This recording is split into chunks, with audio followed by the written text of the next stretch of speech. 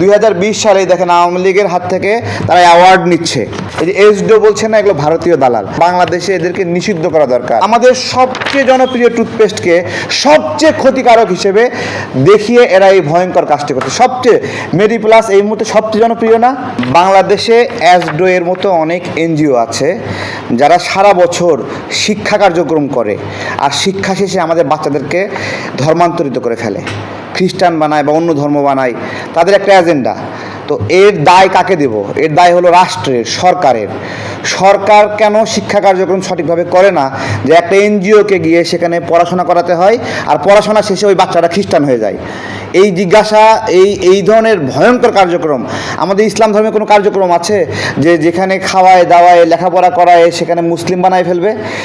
মানে খাদ্যের বিনিময়ে ধর্মান্তরিত করা কত বড় যেটা ভয়ঙ্কর অপরাধ। আমি এসডোকে ভিন্নভাবে ডিফাইন করছি। পরিচয়টা একটু দেখাতে চাই এদের পরিচয় না দেখালে সমাজ সচেতন হবে না। 2020 সালে দেখেন আওয়ামী লীগের হাত থেকে তারা অ্যাওয়ার্ড নিচ্ছে, এনভায়রনমেন্টাল অ্যাওয়ার্ড নিচ্ছে। এবং এই যে একজন সুন্দর ফেরেস্তার মতো মানুষ যে বছরের বছর এনভায়রনমেন্টাল ফাংশন করে, আর হলো এই শেষ সময় এসে বাংলাদেশের ইন্ডাস্ট্রিকে ধ্বংস করার একটা ষড়যন্ত্র করছে। চরিত্রটা দেখালাম। তারা কাজটা কি করছে? তারা যে কাজটা করছে যে আমাদের টুথপেস্ট ইন্ডাস্ট্রি ধ্বংস করার জন্য। দেখেন, ওরা এসডো আমাদের দেশের সব টুথপেস্টকে তারা বলছে যে এগুলো সব বিষাক্ত, সব দূষিত, তাই তো? এবং তারা কি করছে, ভারতীয় কয়েকটা ব্র্যান্ডকে খুব ইন্টেনশনালি তারা হলো এখানে ক্লিয়ারেন্স দিয়ে দিছে। এবং দেখেন, এর আগে এনটিভিতে নিউজ হয়েছিল যে কোলগেট টুথপেস্ট থেকে ক্যান্সারের ঝুঁকি, এবং ইউরোপীয় ইউনিয়ন সহ বিভিন্ন দেশেও এটা নিয়ে অ্যালার্ট ছিল। কিন্তু কোলগেটটা একটা অনেক বড় প্রতিষ্ঠান, যেখানে নিউজ হয় সেই নিউজগুলো তারা কিনে নেয়। যেখানে আন্তর্জাতিক গণমাধ্যম যেখানে ওয়েবসাইটে যাই লেখেন কোলগেট বিষয়ে, ওরা এটাকে ডিলিট করবে, এটাকে করবে, ফেক হিসেবে উপস্থাপন করে এটাকে ডিস্ট্রয় করবে। কোলগেট অথবা আরও বড় বড় বিদেশি যে বহুজাতিক প্রতিষ্ঠান আছে, সবগুলোর একই কৌশল এটা। এবং সর্বশেষ তারা যেটা করছে, এসডোকে আমি একটা জিনিস জিজ্ঞাসা করি। এসডো যেভাবে প্যানিক ছড়িয়েছে আমাদের টুথপেস্ট ইন্ডাস্ট্রি নিয়ে, এসডোকে একটা জিজ্ঞাসা, টুথপেস্ট কি মানুষ খায়? আপনাদের জিজ্ঞাসা করছি। এটা মুখে নিয়ে গিলে ফেলেন আপনি? গিলে ফেলেন? গিলে তো ফেলেন না, তার মানে এটা আপনি মুখে নিয়ে আবার ফেলে দেন। এবং আপনি সতর্ক থাকেন যে একটা ফোঁটাও যেন এটা ভিতরে না যায়, কনসার্ন থাকেন না? সেই প্রতিষ্ঠানকে মানে অনেকটা খাদ্যপণ্যের আকারে তুলে ধরছে এরকম অবস্থা যে এটাতে মাইক্রোপ্লাস্টিক আছে, এবং এটা মানে একটা আতঙ্কের জায়গায় ছড়াই দিছে। এই এসডো 2023 সালে আমরা যখন ভারতীয় পণ্য বয়কট করছিলাম, সেম একইভাবে বাংলাদেশি পণ্যতে এই বিষাক্ত উপাদান এ আছে বলে সে ভারতীয় পণ্যকে সামনে নিয়ে এসে এই একই কাজটা করছে। এবং দেখেন, আমাদের সোসাইটিতে এরা সামাজিক বিভিন্ন কার্যক্রম করছে, দেখাচ্ছে যে এরা সমাজের মানে বেটারমেন্টের জন্য কাজ করতেছে, সরকারি বিনিয়োগ নিচ্ছে, সরকারি উদ্যোগ নিচ্ছে, সরকারি বিভিন্ন প্রজেক্ট নিচ্ছে, এবং সেই প্রজেক্টগুলো নিয়ে আজকে যে সমাজে ফাংশন করছিল কিসের জন্য? বেটারমেন্টের জন্য, সব শেষে গিয়ে ধ্বংস করে দিচ্ছে আমাদের পুরা ইন্ডাস্ট্রিকে। এবং দেখেন, আমাদের সবচেয়ে জনপ্রিয় টুথপেস্টকে সবচেয়ে ক্ষতিকারক হিসেবে দেখিয়ে এরা এই ভয়ঙ্কর কাজটি করছে। সবচেয়ে মেডিপ্লাস এই মুহূর্তে সবচেয়ে জনপ্রিয় না? সবচেয়ে জনপ্রিয় না? ডাক্তাররা প্রেসক্রাইব করে সেই টুথপেস্টকে তারা মাইক্রোপ্লাস্টিক দেখিয়েছে। আমরা যে টুথব্রাশ ব্যবহার করি, এই টুথব্রাশ বিন্দু বিন্দু করে ক্ষয় হয় কিনা বলেন? ক্ষয় হয় না? এই ক্ষয় হয়ে, তার মানে এই টুথব্রাশের কণাগুলো তো মাইক্রোপ্লাস্টিক নাকি? তাহলে টুথব্রাশ মাইক্রোপ্লাস্টিক, এটা নিয়ে গবেষণার কিছু আছে? বলেন তো। আমরা টুথব্রাশ করে আমরা খেয়ে ফেলাই সেইখানেও। এই জন্য আমি আজকে ফেসবুকে পোস্ট করেছি যে এদের বিষয়ে আমাদের সচেতন হওয়া দরকার। আমি ছবিগুলো দেখিয়ে দিলাম। সরকারের দায়িত্ব, রাষ্ট্রের দায়িত্ব, এটা ছেলে খেলা কোনো বিষয় না।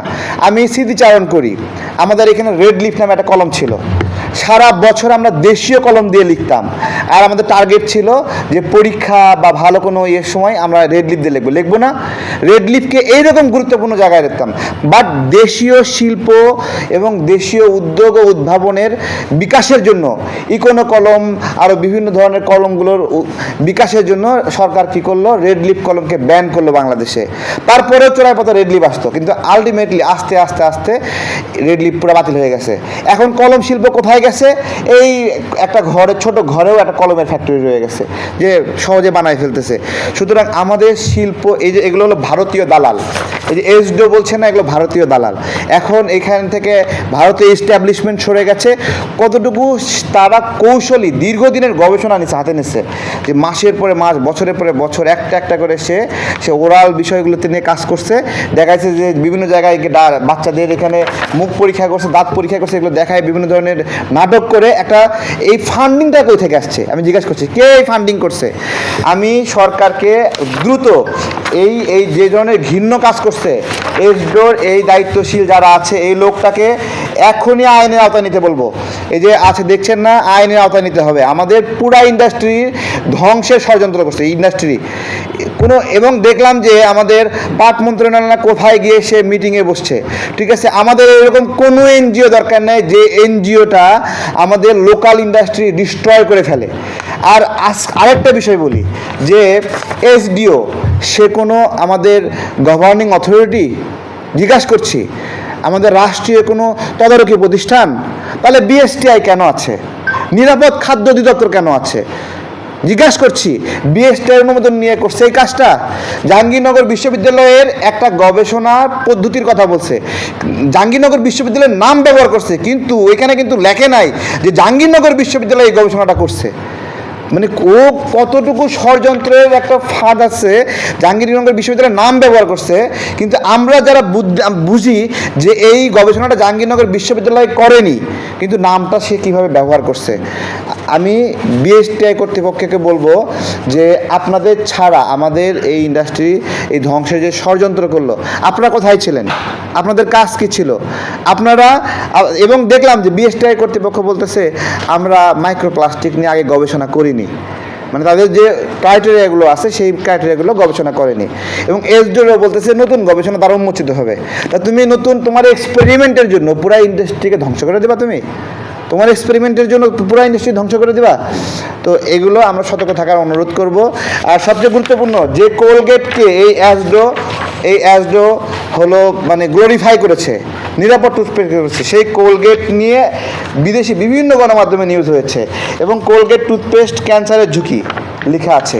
আমার ফেসবুকে একজন কমেন্ট করেছে, আমি গবেষক না, কিন্তু আমরা দেশীয় পণ্যের উদ্ভাবনকে নিয়ে খুবই কনসার্ন। যে বলা রাখা তো ভালো, কোলগেটে মাইক্রোপ্লাস্টিক কম বা পাওয়া গেলেও হাই লেভেল অফ পাওয়া যায়নি, কিন্তু লেখছে যে ফ্লোরাইড পাওয়া যায়, হাই লেভেল অফ ফ্লোরাইড, যেটা ক্যান্সার হওয়ার পসিবিলিটি অনেক বেশি। কই এসডো তো এই কথাটা লেখেনি এখানে, এ কথা তো লেখেনি এখানে। এসডো আমাদের দেশে, ইউরোপে কতগুলো ভারতীয় পণ্য বাতিল হয়েছিল, কয়েকটা কারণে বাতিল হয়েছিল। যে এখানে মশলাগুলোর মধ্যে গোবর পাওয়া গেছে, রিপোর্ট আসেনি এখানে, আন্তর্জাতিক গণমাধ্যমে নিউজ হয়নি। তারপরে তাদের রুটির মধ্যে তাদের শুকনো পচা রুটি গুঁড়া করে মশলার মধ্যে দিছে, কাঠের গুঁড়া করে মশলার মধ্যে দিছে, সেখানে ক্যান্সারের উপাদান পাওয়া গেছে, যায়নি। কই এসডোর গবেষণায় তো সেটা আসেনি। এগুলো হলো ভারতীয় দালাল প্রতিষ্ঠান, বাংলাদেশে এদেরকে নিষিদ্ধ করা দরকার। আমাদের টুথপেস্ট ইন্ডাস্ট্রি দীর্ঘদিন যাবৎ, দেখেন এখানে এটা কিন্তু এইরকম না যে আপনার নখে ইনফেকশন হয়েছে, মাথা ব্যথার ওষুধ, এরকম কোনো টুথপেস্ট, এরকম কোনো উপাদান না। টুথপেস্ট হলো বাংলাদেশে 18 কোটি মানুষের, প্রত্যেকটা মানুষ যখন থেকে দাঁত গজাইছে এবং যতদিন দাঁত আছে বুড়া মানুষ ততদিন পর্যন্ত এটা ব্যবহার করতে বাধ্য।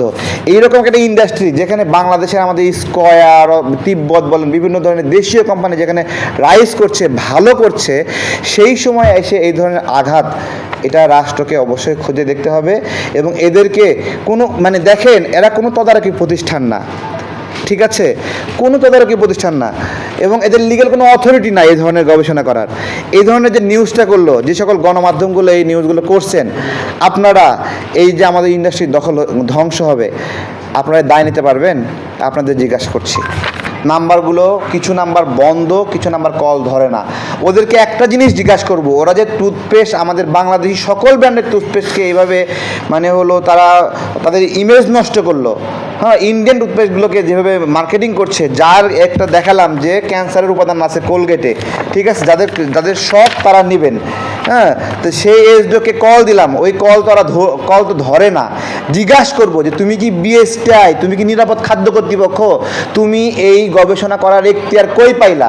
এবং আমি জানতে চাইছিলাম যে জাহাঙ্গীরনগর বিশ্ববিদ্যালয়ের নাম উচ্চারণ করছে, জাহাঙ্গীরনগর বিশ্ববিদ্যালয়ের কোন ল্যাবে এই পরীক্ষা হয়েছে এবং কোন কোন বিশেষজ্ঞ এই পরীক্ষা করছে জানতে চাইছিলাম, ঠিক আছে। তারাই এই রিপোর্ট দিছে কিনা এখন তো শুরু হবে। আমরা সত্য কথা, ওদেরকে ছাড়ছি না। ওরা যে ধরনের কনস্পিরেসি করেছে, আমরা সমস্ত ফ্যাক্টরিতে বলেছি, সমস্ত কলকারখানায় বলেছি, আমরা স্কোয়ারের সঙ্গে যোগাযোগ করেছি, তিব্বতের সঙ্গে যোগাযোগ করেছি, প্রায় সব যারা বাংলাদেশের প্রতিষ্ঠান আছে যোগাযোগ করেছি, মেডিপ্লাসের সাথে যোগাযোগ করেছি।